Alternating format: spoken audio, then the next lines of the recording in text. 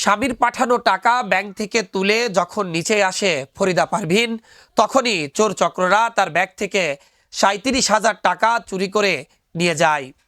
আর এই টাকা হারানোর পর থেকে কান্নায় ভেঙে পড়েন ফরিদা পারভিন। অবশেষে থানায় এসেছেন অভিযোগ দায়ের করতে। এই ঘটনাটি ঘটেছে ঝিনাইদহের শৈলকুপা উপজেলার শৈলকুপা রূপালী ব্যাংকের পাশেই পেঁয়াজহাটার গলিতে। এদিকে ফরিদা পারভিনের মতো জরিনা বেগম বাড়ি থেকে এনেছিলেন ২০,০০০ টাকা শৈলকুপা বাজারে কেনাকাটা করার জন্য।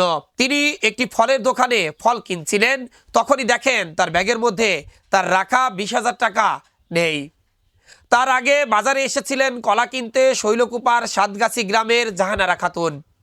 এসে দেখে তার ব্যাগে রাখা ৩৫০০ টাকাও হারিয়ে গেছে। অন্যদিকে শৈলকুপার কবিরপুর গোহাটায় গরু কিনতে ৭০,০০০ টাকা এনেছিলেন একজন গরুর ব্যাপারী। পরে আসার পরে দেখেন যে তার টাকাগুলোও চুরি হয়ে গেছে। প্রায় একই সময়ে এই চারজন ব্যক্তির কাছ থেকে প্রায় ১.৫ লক্ষাধিক টাকা খোয়া গেছে বা চুরি হয়েছে। এই ঘটনায় উপজেলা জুড়ে বেশ চাঞ্চল্যের সৃষ্টি হয়েছে। রূপালী ব্যাংকের থেকে আমি ৪৩,০০০ টাকা তুলছি, তুলে আমি ৬,০০০ টাকা শুধু নিছি। নিয়ে আমার ব্যাগের ভিতর ছোট একটা ব্যাগ ছিল, ওই ব্যাগের ভিতরে আমার ব্যাংকের চেক আছে, ৩৭,০০০ টাকা আছে, আমার মার ভোটার আইডি কার্ড আছে। ওই ব্যাগটা সহকারে এনেছে এই বড় ব্যাগ থেকে।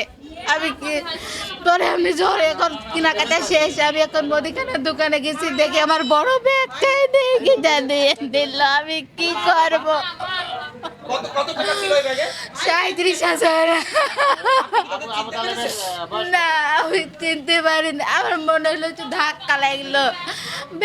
ব্যাগের ভিতর তো ব্যাগ উঠে এনেছে, কিভাবে ব্যাগ যদি কাইরে নিয়ে যায় তাহলে বুঝতে পারতাম। ব্যাগ তো ব্যাগের ভিতর থেকে উঠে এনেছে।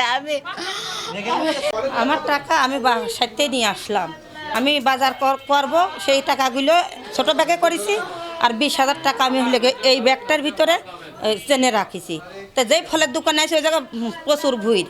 তো আমার মুনি আবার কসম, আমার ব্যাগের তো ৩০০ টাকা তো পালাম না। আমি আর বলতিস না, আমি হোক গো না, ৩০০ টাকা না নিক গো না। আমার ব্যাগের তো ওইভাবে নেছে। আর আমার ওই ছোটো ব্যাগটা আমার এইভাবে হাতে রয়েছে। আমি ওই মালামাল কিনতেছি, ওই যে আপেল কুমলা কিনতেছি। আর পরে এখন আমি আবার ওই জায়গা যাইয়ে তখন আমি আবার করছি, ওই বিটি যখন কান্না করে উঠেছে, আমি তখন মজাই ব্যাগ ই করছি। আমার এইটা সেন খুলে এই দেখেন, এইটাও তখন খুলে আমি এইটার ভিতরে রাখিছি ২০,০০০ টাকা, খালি ৫০০ টাকার লোড। তখনই আমি করছি, মানে আমার টাকাও তো নেই। তখন এইটা যখন জানাজানি হইল।